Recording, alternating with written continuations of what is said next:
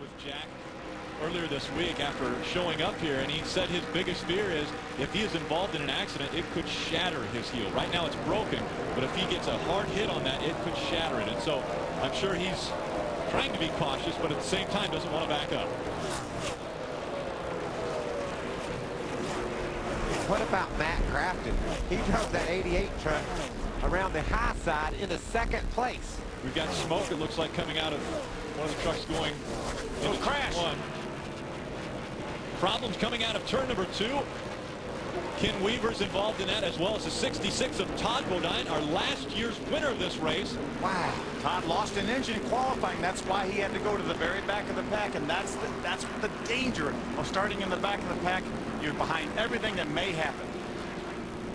And so, unfortunate instance for Todd Bodine and Ken Weaver, but right now Jack Sprague is feeling very good that he's going to be able to get out of that truck and get Mike Bliss into it.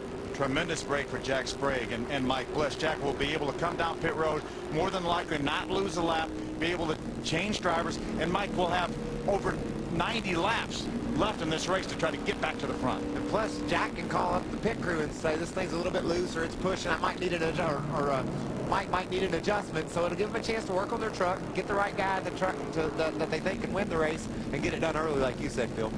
See, Jack, he's looking right now, he's adjusting his belts. He's trying to loosen the belts so when Mike gets in, he doesn't have to loosen the belts before he can buckle them. Wow, I know he's disappointed. He won the race here. Just the last time we were here, Todd won, and now, not even 10 laps in, he's out.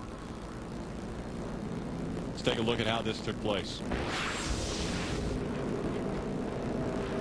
Coming off turn number 2, there's the 08 of Ken Weaver. Looks like he just gets loose, overcorrects, and catches Todd right up against the wall. What a horrible break for Todd. He told us before the race, he said, I'm telling you, this truck is better than the one I had last year, and you won the race with it. I think it looked like Ken Weaver may have hit another truck. Yeah, he just got loose. And when he got loose, he slid to the inside, hit Spencer in the side. That shot him out to the right where Todd had elected to go.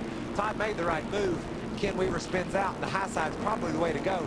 But he caught Spencer. That shot his momentum back to the outside. I think it was Spencer. Pretty hard contact with the outside wall. Thank goodness for the safer barriers. Oh, wow. You don't, I can't even tell you what those things mean to a race car driver. Todd Bodine, driver of the 66, making his way to the ambulance. He'll take him to the crowd. They'll take him into the infield care center. And here's a look at Jimmy Spencer's number 2. He did make contact. Now, he tore that thing all to pieces last Friday night at Daytona and still was leading on the last lap. Here comes Jack Sprague for the driver change. Jack undo the winning net. Ray? Well, these guys are all ready for him down here, Rick, for sure, as Sprague has already told him that he was a little worried there because the field was so spread out. He said, are we going to have enough time? His spotter, Dave Fuchs Sr., said, don't worry about it. Just get that thing in here. He's got his belts loose already. They've also got the window net down. So the guys will go to work here on helping Sprague out. The most important thing is for him to get out gingerly. The guys go on the inside. Michael Bird is there. We also see Scott Punch. They let him out. George Stone carries him out of the truck. Now Bliss will get in. This is fairly routine. They'll have plenty of time. They'll get the belts on. Now you saw that Bliss already had his Hans device hooked to his helmet as he gets in. One guy on the inside of the truck will help him get his right side belts lapped up. They'll get that pulled across, and I don't think there'll be any problem for these guys to get this driver change done. And the belts are already secure, so no problem there. And they will put the window net up, get this thing fired up, and the number 16 Chevrolet will go back to the track. Now, as I said a little bit ago, no driver in the Craftsman Truck Series has ever won a race as a substitute. Can Bliss be the man today? He won the championship 2 years ago with this team. He knows what their trucks are like, and he practiced this truck yesterday quite a bit. The window net is going up, and they will definitely get this done without losing a lap. NASCAR officials standing by, watching to make sure everything is buckled up and safe for Mike Bliss. Jack Sprague stepping out of the number 16 in place for Mike Bliss to take over for the rest of this race. Green flag pit stops taking place now. Still, David Starr, who's led every lap, has not come in yet. We're expecting he will be in shortly. See Johnny Benson drive by Ron Hornaday. That's for the second position by virtue of the Ted Musgrave pit stop. Looks like, we got a crash. Shiggy and Chase. Chase Montgomery in the number 18, Shiggy Tori in the number 9. Chase trying to back up. This is going to be a horrible break for some of these drivers that have already made pit stops. Ted Musgrave and Jimmy Spencer, Terry Cook, Brandon Witt have all made their pit stops. And now will find themselves at least one lap down, Mike. Have to see how this shuffles out, Phil. Not the timing you want, obviously, for a caution flag. About 3 or 4 laps ago, everybody on pit road would have been happy to see this caution. Now the guys that have already pitted have dug themselves a deeper hole than we saw Mike Bliss start in. Dennis Setzer and crew chief Eric Phillips was trying to play a little bit of strategy. They came in on lap 57 to top off with fuel, but the wrench got stuck when they made a track bar adjustment. So because of that penalty, they knew they had to go to the tail end of the longest line. They came back in 1 lap later and changed 4 tires, right? Well, Wendy, you normally don't see a short track truck on a big super speedway like this, but the truck that Matt Crafton is driving tonight actually ran in 5th place at Mansfield last year with Tracy Hines. They know that's a really good truck, but they put a brand new body on it, and Crafton has said the thing was very tight off the corners. They've made adjustments on it and made it much better. For Robert Huffman, he has not said too much on the radio tonight, driving an old number 17 truck that David Rudeman did not race last year. This is a truck that just sat around in the shop. They haven't raced it until tonight. Now the number 75 of David Starr is starting to move his way to the bunt. After that pit stop, he said the truck just wouldn't go. But after the air pressures came back up, it seems like now that number 75 is back on kill. Starr has moved from 14th all the way up to 6th now. Now the 223 of Johnny Benson. David Starr gets sideways. It's David Starr who had just moved up to 6th. Gets sideways with that very strong truck. Johnny Benson almost caught up with it, and he's able to keep it going straight.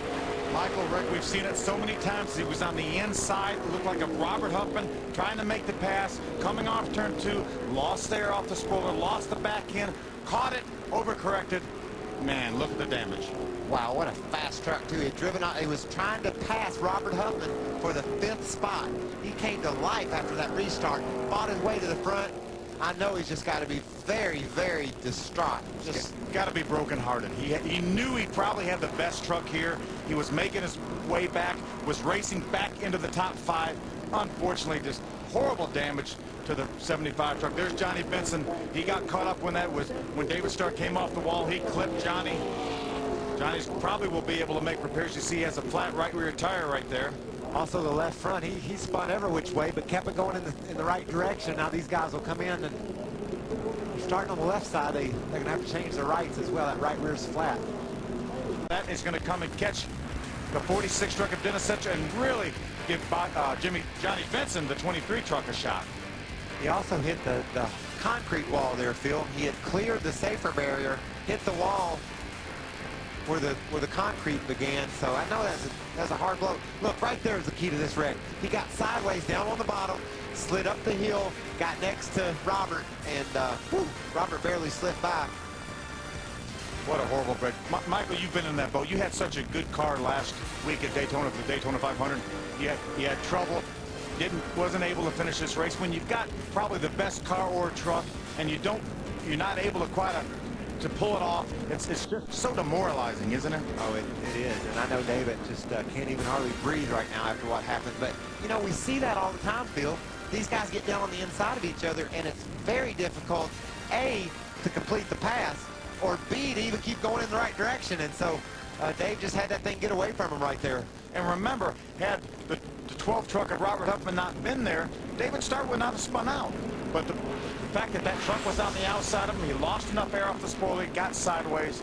Unfortunately, it's going to end his night. And I think that's why NASCAR is going in the direction they are with the Cup Series. They're cutting those spoilers down. They're talking about cutting them down more, maybe taking some valence off of them. Cars or trucks would not lose their aerodynamic when they got side by side if they didn't have any, you know, and the racing could possibly be better. That's the direction NASCAR's decided to head. Might be worth investigating that route. Let's take a look at why we're under the 5th caution of the night. David Starr, the strongest truck in the field, gets sideways. That brings out our caution flag. Oh.